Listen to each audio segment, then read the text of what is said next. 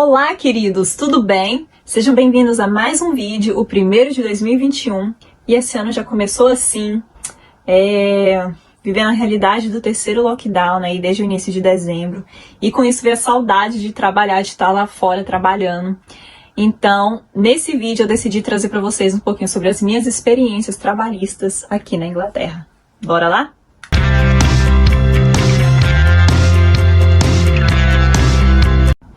Bom, eu cheguei em Londres no final de 2016 e tive que esperar aí cerca de 6 meses pelo meu visto de trabalho, mas com 3, 4 meses eu já pude fazer meu National Insurance Number, que é como se fosse o CPF, e aí já poderia aplicar para trabalhos com ele, né?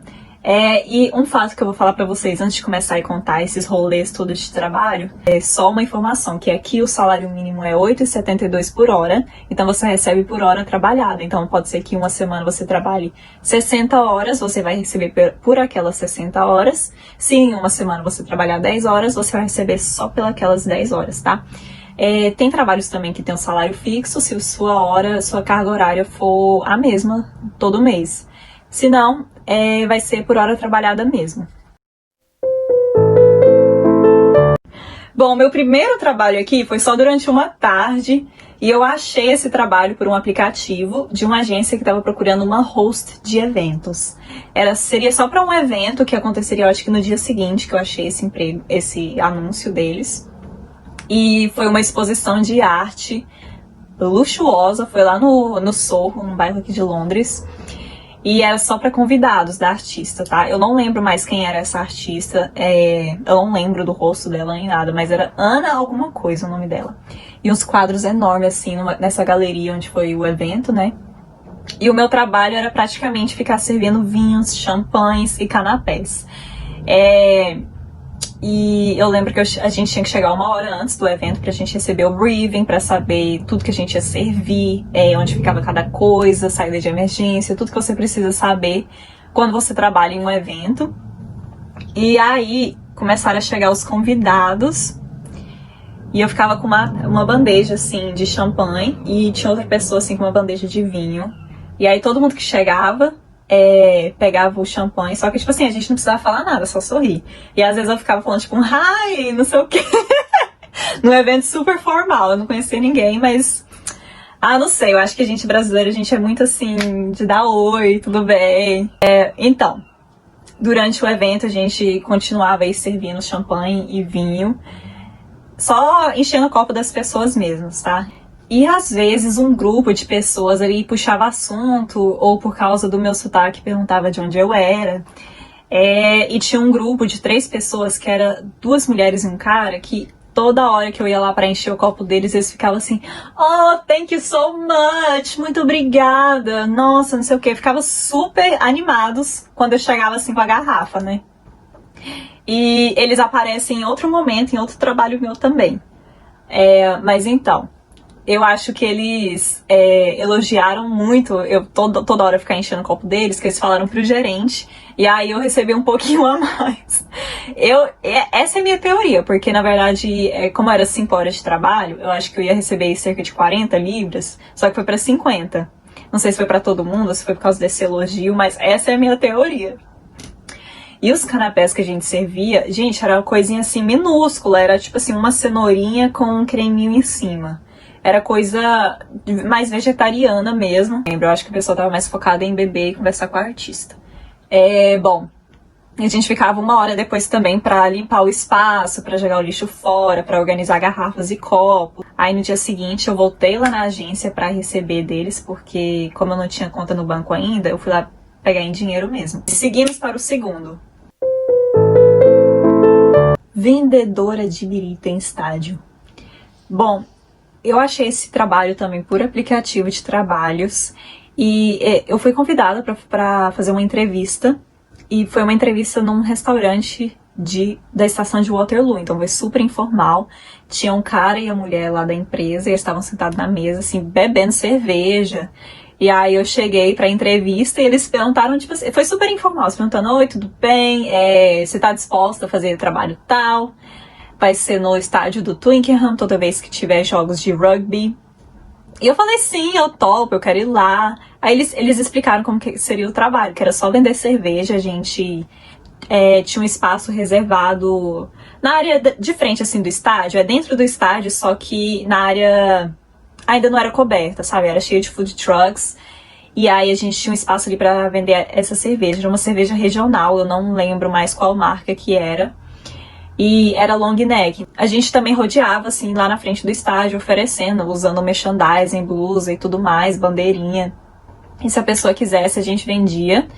E a gente abria ali na hora, então quem quisesse lacrado não podia comprar, então acabava perdendo venda. E eu acho que era tipo garrafa de plástico, nem era de vidro. No primeiro dia eu já conheci o pessoal que ia trabalhar comigo e era super gente boa.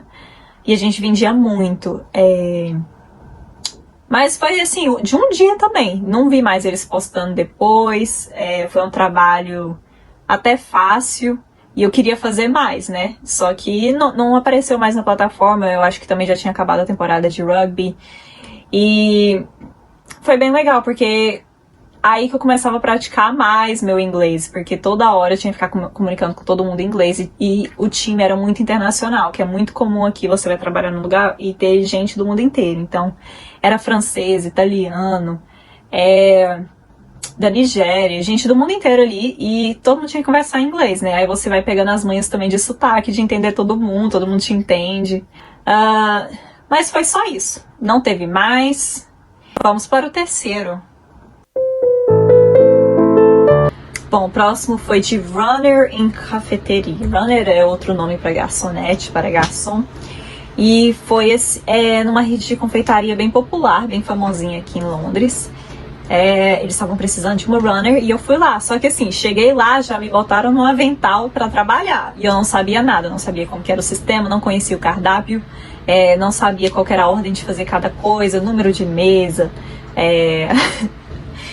Aí eu fiquei uma hora assim, que nem uma barata tonta, fingindo que eu tava fazendo alguma coisa. Então eu pegava prato, colocava no lugar certo, colocava o cardápio nas mesas. Mas se me perguntassem qualquer coisa, eu não sabia de nada, não tive treinamento, nada. Cheguei e realmente já me botaram pra trabalhar. E aí, depois de uma hora, me chamaram no escritório pra me registrarem. E aí eu perguntei se não ia ter treinamento, nada, né? Ou alguma coisa, na verdade. E aí eles falaram que eu poderia fazer o treinamento naquele mesmo dia, só que sem receber nada. Aí o gerente não quis, eu achei estranho também. Enfim, voltei no dia seguinte e aí eu tava aprendendo mais ou menos sobre o cardápio deles online, porque eu achei que teria só, assim, confeitaria mesmo, mas tinha comida, tinha pratos de frutos do mar e tudo mais. Tinha muita opção e eu não sabia de nada, e não tinha treinamento, então eu tentei me treinar um pouquinho em casa. Só que no dia seguinte, assim, eu ia fazer os pedidos, anotar os pedidos também, eu não sabia como é que funcionava na maquininha lá, porque tinha que aprender as coisas de lá, que é o sistema deles, né? Só que não tinha muita paciência, até porque, assim, era muito, muito corrido, então eles não podiam ficar parando pra ficar me guiando, me ensinando as coisas. Então, foi meio assim que correria, tentando fazer alguma coisa e não saía nada. E tinha uma máquina de café que eu nunca tinha usado na minha vida, eu não sabia como que funcionava. E aí eu ia tentar fazer os cafés, saía tudo errado e não tinha muita paciência para ficar ensinando, porque era coisa rápida, o cliente quer rápido também, então eu meio que travava, né? Porque eu não tinha treinamento, não tinha como parar para ficar me ensinando nada. Então eu fiquei meio que responsável para só organizar os drinks. Então eu ficava na área do bar, onde uma pessoa fazia os drinks, e eu só organizava as bandejas com os drinks de cada mesa. E aí outra pessoa levava essa bandeja e quando trazia copo sujo, eu colocava na lava-louça, tá? E foi assim por uns 3, 4 dias até eu decidir ligar pra lá e falar que eu não queria mais, porque, gente, eu ia perder tempo, eles estavam perdendo tempo lá, eu nem sei por que eles colocavam anúncio, porque eu já tava lá perdendo o tempo deles também. E assim, achei super inútil também, não aprendi nada e não ia aprender nada. Então, bola pra frente. Vamos para o próximo. Front of house em pub. Trabalhei num pub que eu gostei muito desse trabalho, inclusive é o primeiro que eu tenho no meu currículo, porque é o único que durou o primeiro, né? Porque os outros 3 eram assim, de um dia e o outro 4 dias. Esse foi num pub bem antigo aqui de Londres, Eu consegui esse trabalho porque eu tinha uma amiga que trabalhava lá e ela falou que gostava, que estava aprendendo e estava precisando de funcionários, então ela me indicou.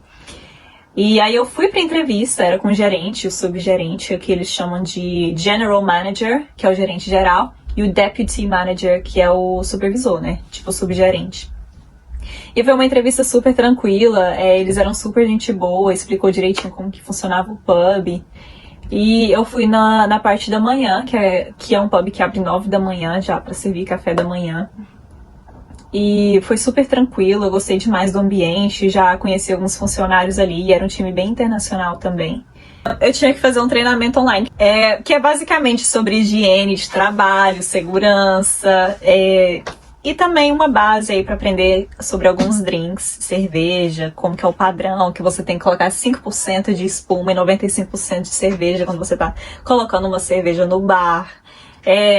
Eram praticamente partes teóricas, mas que eu precisava para poder ir trabalhar, né? E aí fui trabalhar e essa minha amiga que me indicou, ela começou a ter os turnos junto comigo para ela poder ir me passando as manhas e me ensinar como é que funcionava tudo.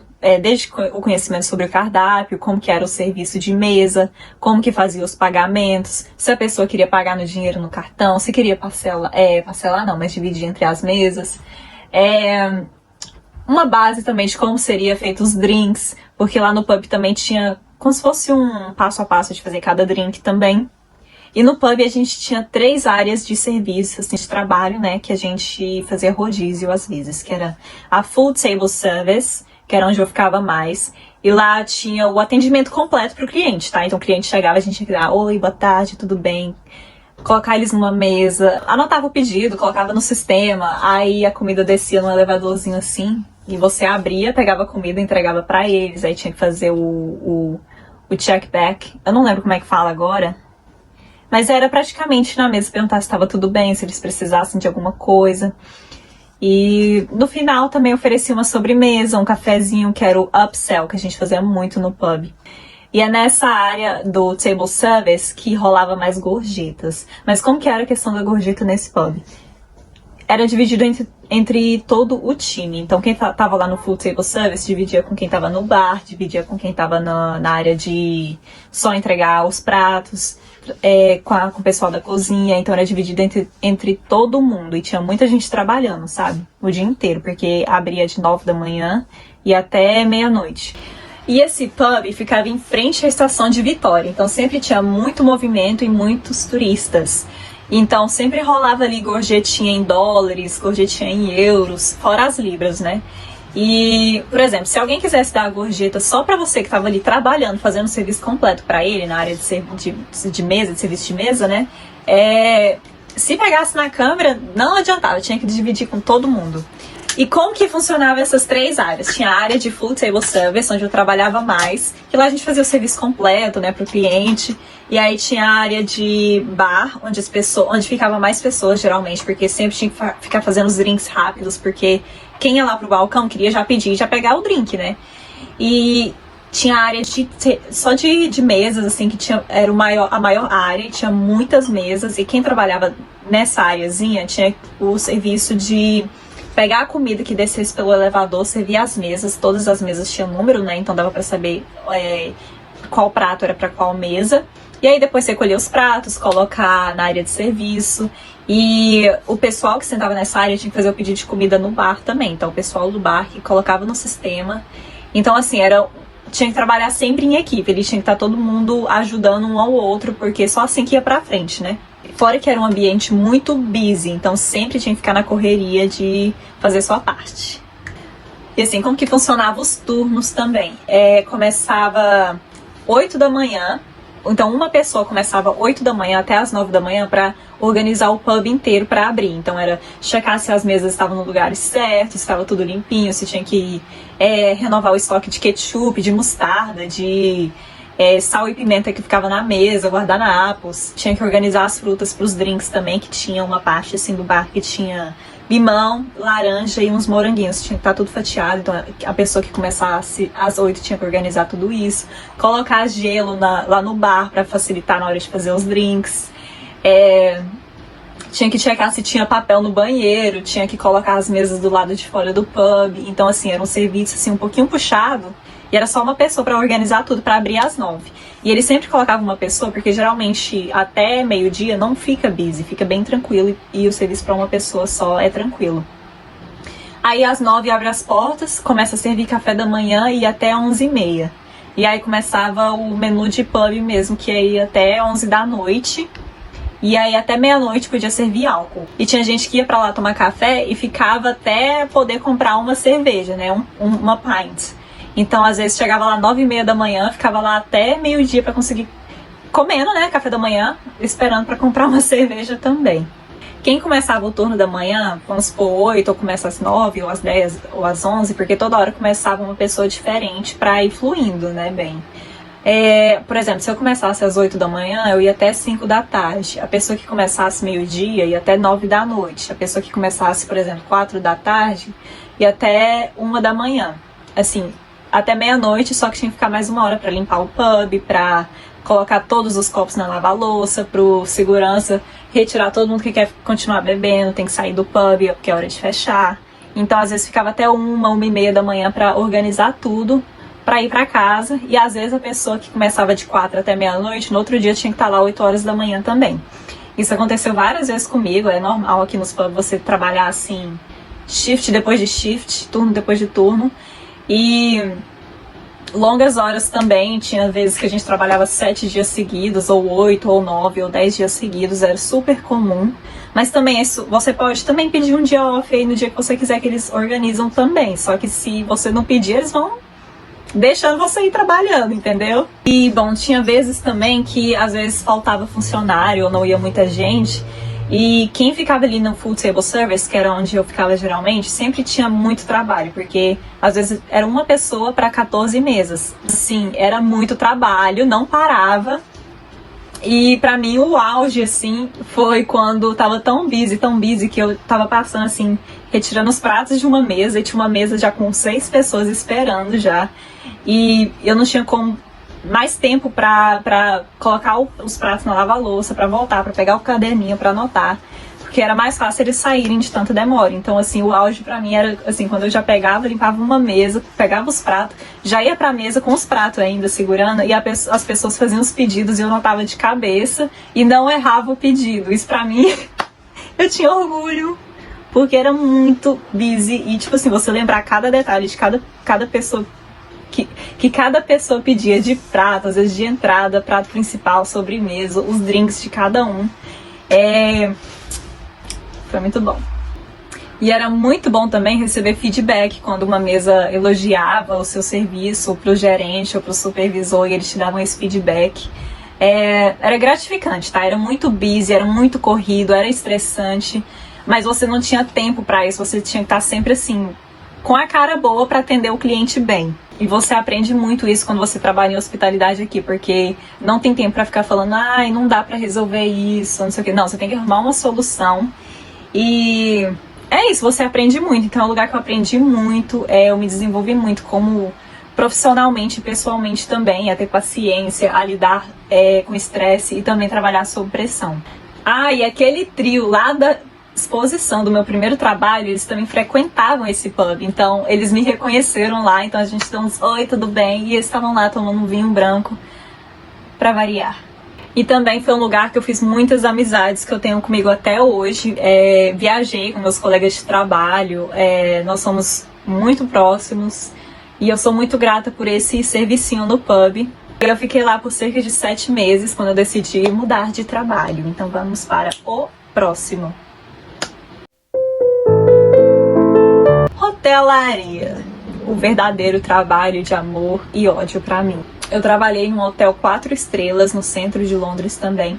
Ficava numa região hoteleira, né? E ele era pequenininho, acho que tinha cerca de 80 quartos.